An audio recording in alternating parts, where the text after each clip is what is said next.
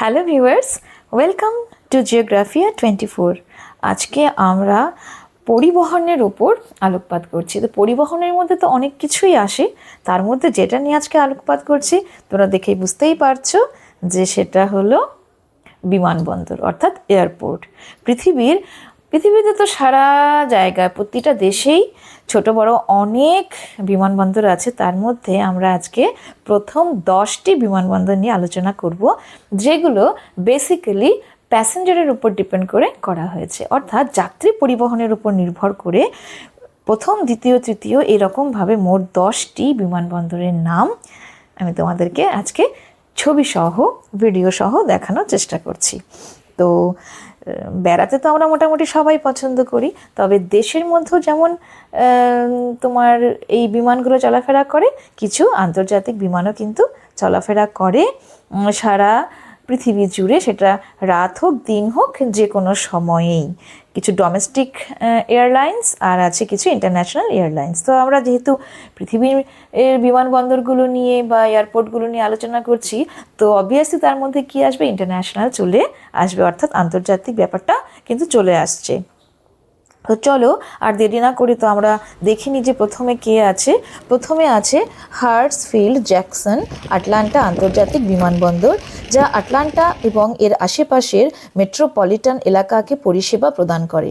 এটা 1998 সালে প্রতিষ্ঠিত হয় এবং বর্তমানে বিশ্বের সবচেয়ে ব্যস্ততম বিমানবন্দর, যা উত্তর আমেরিকায় অবস্থিত। সেকেন্ড পজিশনে আছে দুবাই ইন্টারন্যাশনাল এয়ারপোর্ট। যাত্রী পরিবহনের দিক থেকে এটা বিশ্বের দ্বিতীয় বৃহত্তম বিমানবন্দর, যা 30শে সেপ্টেম্বর 1960 সালে স্থাপিত হয়েছিল। টোকিও হানাডা ইন্টারন্যাশনাল এয়ারপোর্ট আছে তৃতীয় স্থানে যাত্রী পরিবহনে। এটি তৃতীয় স্থান অধিকার করেছে, যা জাপানে অবস্থিত। এই বিমানবন্দর 15ই আগস্ট 1931 সাল থেকে যাত্রী পরিবহন করছে। এই গেল প্রথম, দ্বিতীয় এবং তৃতীয়। চতুর্থ স্থানে আছে হিথ্রো ইন্টারন্যাশনাল এয়ারপোর্ট। যাত্রী পরিবহনে এটি পৃথিবীতে চতুর্থ স্থান অধিকার করেছে, যা 25শে মার্চ 1946 সাল থেকে এই পরিবহন শুরু করেছে।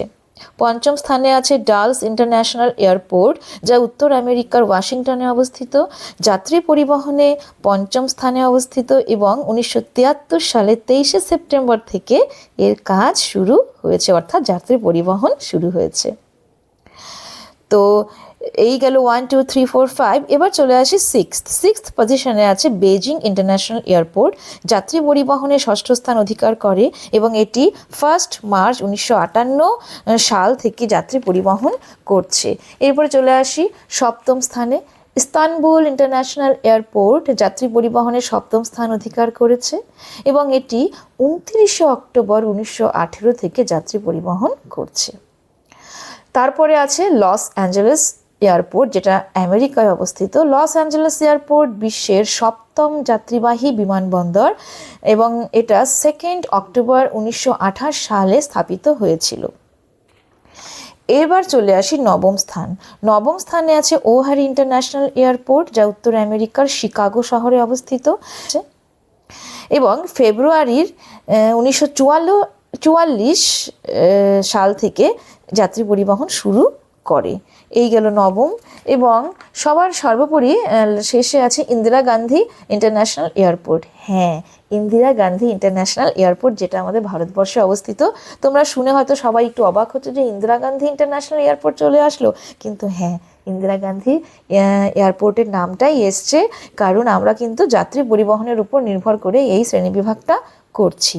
তো এটি 10ম স্থান অধিকার করেছে এবং 1962 সালে এটা স্থাপিত হয়েছে।